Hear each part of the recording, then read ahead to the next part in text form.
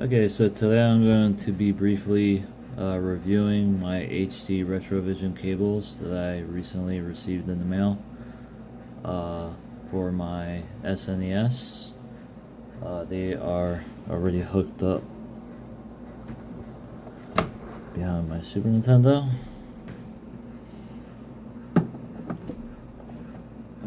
Let's see if it's upside down. There you go, you get the idea. HD Retrovision, SNES, YPBPR cable. It's got a switch for brightness. I have it set to a brighter signal because that makes it look best. This is the other side of it. And I'm going to put it to the test. So as you can see here, I have them connected to a component to HDMI converter box. It is not an upscaler, it is a converter box, so it just simply converts whatever resolution the component cables are outputting into digital HDMI. In this case, 240p component to 240p HDMI. So this I can directly hook them up to my HD TV. It does work, but I've decided to hook it up to the box instead because it gives a more clear picture quality and deeper blacks. Okay, so I'm going to switch on my Super Nintendo now. I only have 2 games for my Super Nintendo since I've mainly been playing emulation lately. I've only recently bought a Super Nintendo back just to test out these cables. Another reason why I got these cables was for my N64, but I haven't RGB modded it yet with C-Sync, so I can't use these cables yet for that console. But I decided to give them a try with a Super Nintendo first and see how they turn out. So I'm going to flick it on.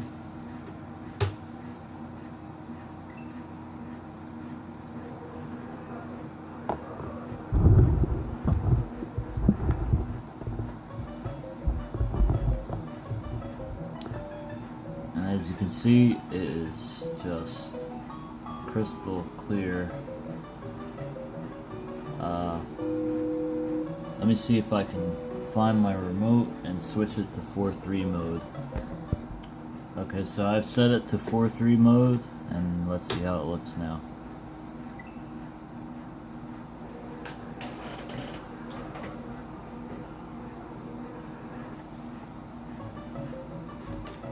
Put the volume up a bit.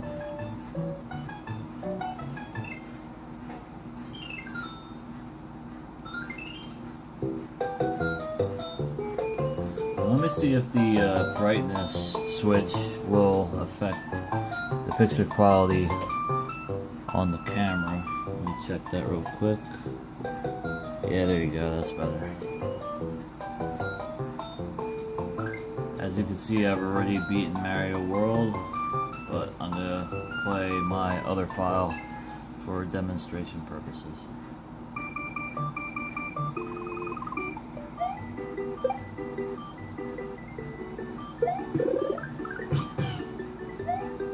And the picture quality is just perfect, it's sharp. Of course, there's no features such as scan lines like you would get with a FrameMeister. It's just a basic analog component video output. Some TVs allow you to set it to 4:3, such as I have done here with mine, but that's about it. Nonetheless, it looks fantastic and the pixels are very sharp, and there's no input lag even when I'm using my HDMI converter box.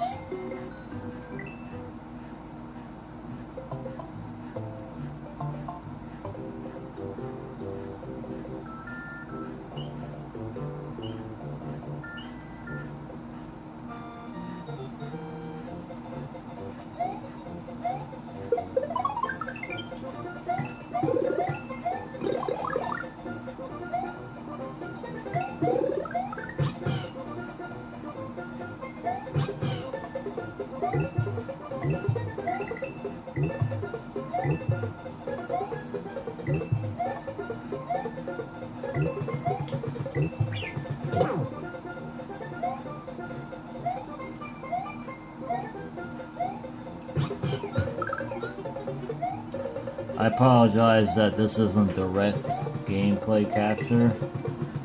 The only direct gameplay capture I can do is S-Video.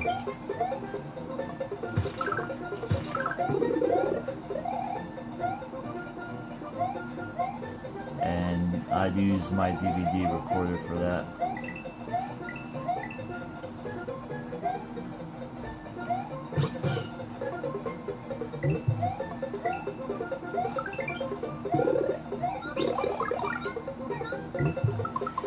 So yeah, I would say the HD Retrovision cables definitely gives you essentially the same kind of picture quality that you would get if you were to get simply a RGB SCART to component box converter along with RGB SCART cables. It just has the added convenience of not having to plug in the box into a power source and just having to take up more space with the box and having more cables. And this is just a lot more direct, a lot more convenient. You just plug it straight into your TV if your TV supports 240p.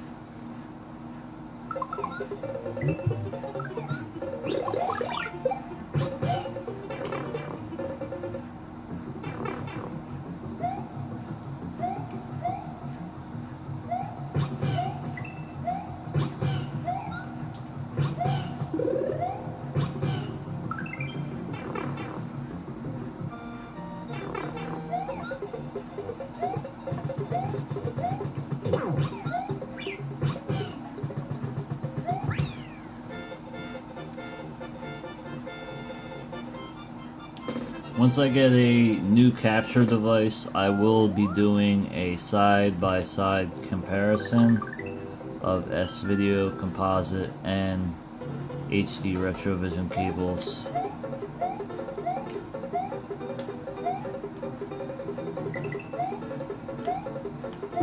Either a side-by-side comparison or just a comparison in terms of going from one source to another.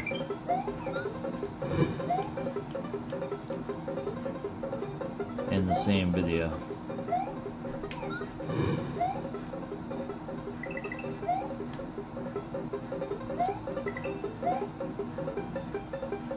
If you're making the jump from composite on an HD TV, you'll instantly see that, whoops, you'll instantly see the difference right away, no doubt about it. And I would say it definitely looks better than S-Video. I believe HD Retrovision has their own type of RGB to component amp inside their cable, so that's why there's no jail bars. But I don't know for sure.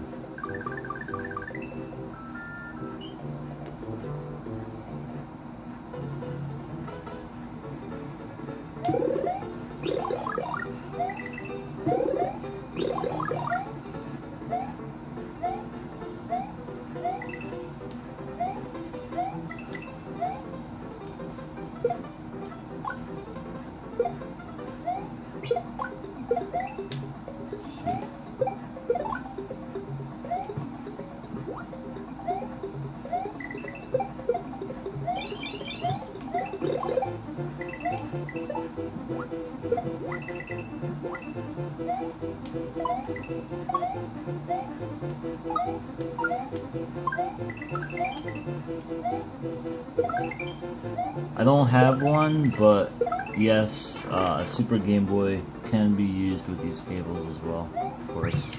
Similar to if you were just using RGB.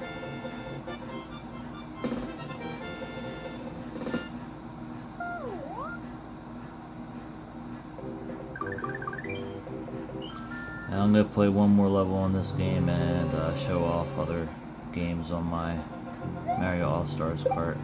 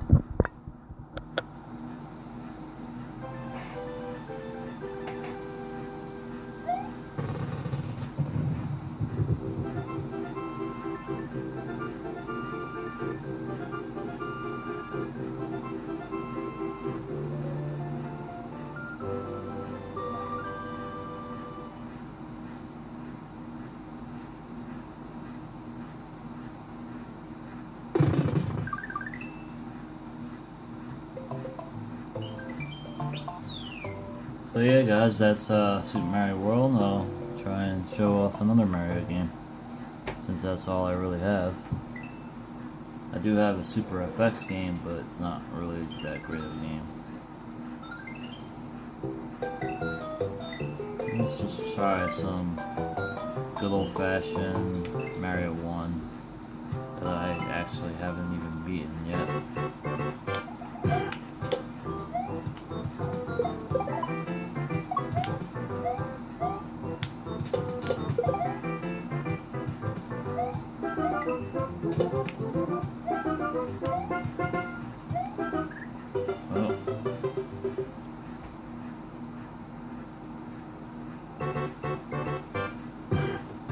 Let me start on the first level.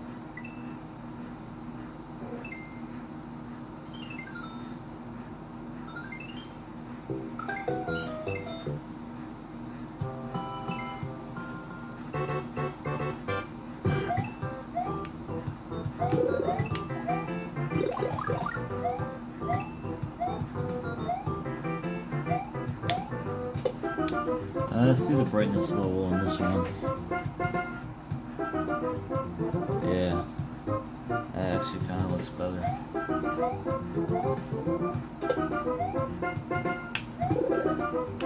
So yeah, that brightness difference, that's the switch that's on the cables that allows you to adjust the resistance on,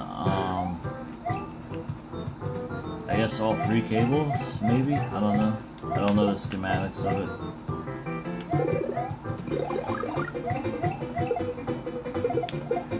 All I know is that you can make the picture brighter or darker with that switch. And I actually prefer it brighter. So that's Mario 1. Let's move on. I won't show lost levels because it looks essentially exactly like Mario 1. Let's go to Mario 3.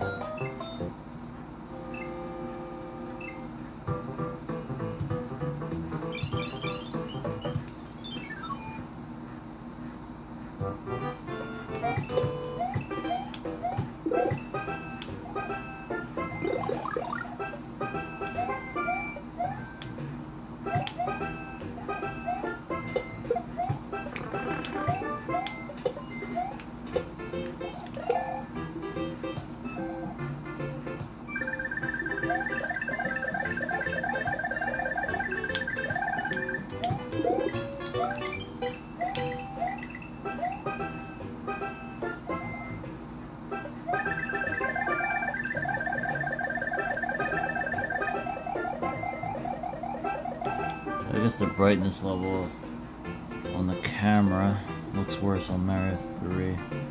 No? Just making sure.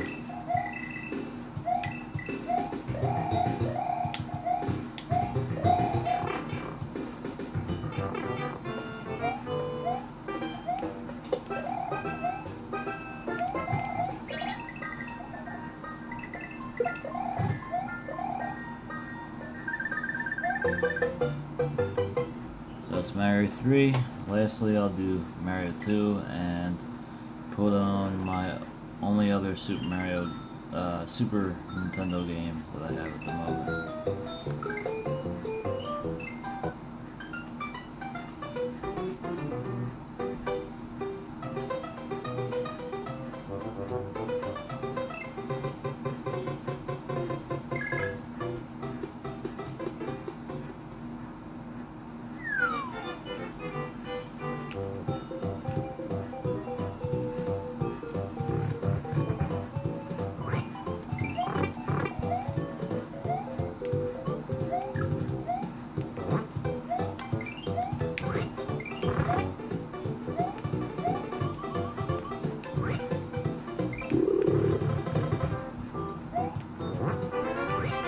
I forgot how fun this game can be.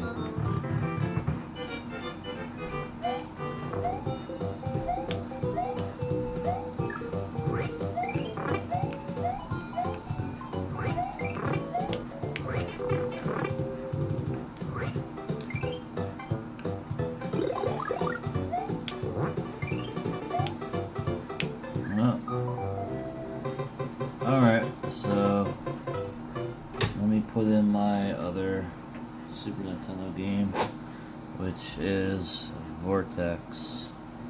And I actually overclocked this so it runs, I think, at twice the speed maybe, or a quarter of the speed faster.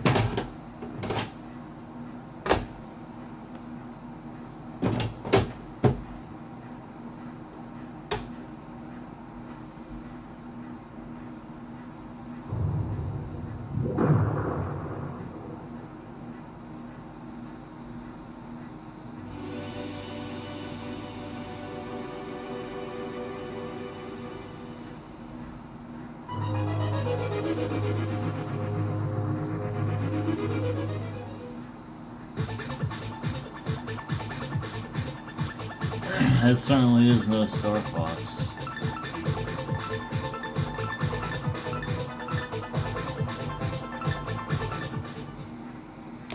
But it still looks pretty cool nonetheless.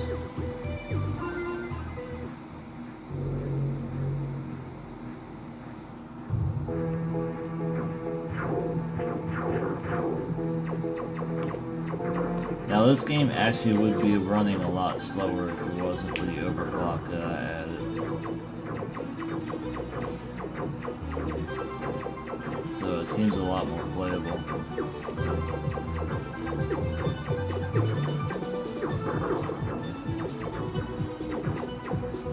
And I have no idea what I'm doing, to be honest. So that's it for my games. So here's a closer look at my HD Retrovision cables. I think this is, that's just a serial number. It's got a brightness switch right here. I always leave it on high. The classic Super Nintendo, N64, and GameCube multi-out. It can work on certain N64s, the older kind that have RGB mods added to them, and they have to have C-Sync. That's very important. A lot of RGB modded N64s don't have C-Sync. In order for these to work on the N64 that's RGB modded, it must have C-Sync. Here's the cables. Just your run-of-the-mill component cables.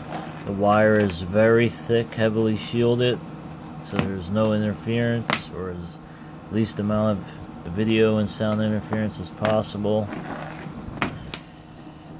And it's a pretty long cable too. So that's it. That's my review of my HD Retrovision cables. I did at one point have the Sega Genesis ones, but I could not keep sync on certain resolutions in certain games, such as Sonic 2, two-player mode. Whenever it went into interlaced resolution, I would lose sync with my TV or even my HDMI converter box, so I decided to just stick with S-Video on my Genesis. Okay, so that's it.